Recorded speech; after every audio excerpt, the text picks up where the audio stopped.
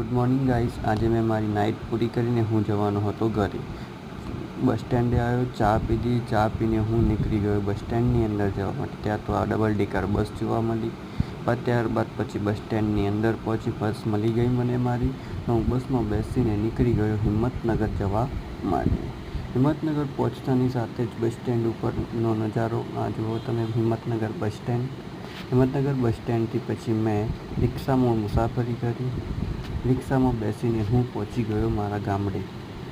ગામડે જતાની સાથે જ મેં તમને મારા ઘરનો લુક બતાવ્યો. આ છે મારું ઘર.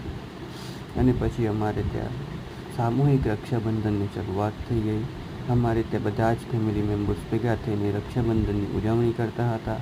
રક્ષાબંધનની ઉજવણી કરી ત્યારબાદ જમવાનું જમ્યા.